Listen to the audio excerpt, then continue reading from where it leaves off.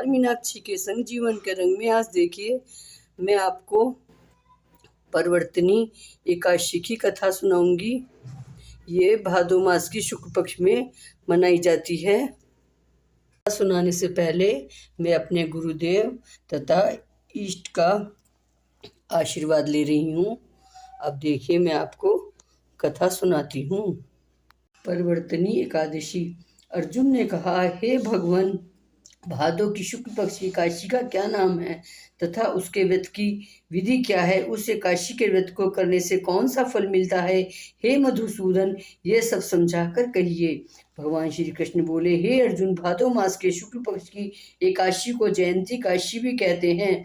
इस एकादशी के दिन की कथा के सुनने मात्र से ही समस्त पापों का नाश हो जाता है और प्राणी स्वर्ग का अधिकारी हो जाता है। इस जयंती एकादशी की कथा से नीच पापियों का भी उद्धार हो जाता है। यदि कोई धर्मपरायण मनुष्य एकादशी के दिन मेरी पूजा करता है तो मैं उसको संसार की पूजा का फल देता हूँ। जो मनुष्य मेरी पूजा करता है उसे मेरे लोक की प्राप्ति होती है। इसमें किंचित मात्र भी संदेह नहीं है। जो मनुष्य इस एकादशी के दिन श्री वामन भगवान की पूजा करता है वो तीनों देवता अर्थात ब्रह्मा विष्णु महेश की पूजा करता है। हे अर्जुन, जो मनुष्य इस एकादशी का व्रत करते हैं उन्हें इस संसार में कुछ भी करना शेष नहीं रहता। इस एकादशी के दिन श्री विष्णु भगवान करवट बदलते हैं, इसलिए इसे परिवर्तनी एकादशी भी कहते हैं। इस पर आश्चर्यचकित होकर अर्जुन बोले, हे कृष्ण जी, आपके वचनों को सुनकर मैं भ्रम में पड़ गया हूँ कि आप किस प्रकार सोते हैं तथा करवट बदलते हैं।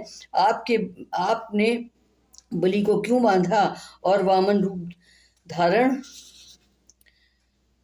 करके क्या लीलाएं की? चातुर्मास व्रत की विधि क्या है तथा आपके शयन करने का पर मनुष्य का क्या कर्तव्य है? सो सब विस्तार पूर्वक कहिए। श्री कृष्ण भगवान बोले, हे अर्जुन, अब तुम पापों को नष्ट करने वाली इस कथा का श्रवण करो। त्रेता युग में बलि नाम का एक दानव था। वो अत्यंत भक्त, दानी, सत्यवादी तथा ब्राह्मणों की सेवा करने वाला था। वो सदैव यज्ञ तप आदि किया करता था। अपनी इसी भक्ति के प्रभाव से वो स्वर्ग में इंद्र के स्थान पर राज करने लगा। इंद्र तथा अन्य देवता इस बात को सहन ना कर सके और भगवान के पास जाकर प्रार्थना करने लगे। अंत में मैंने वामन रूप धारण किया और तेजस्वी ब्राह्मण बालक रूप में राजा बलि को जीता।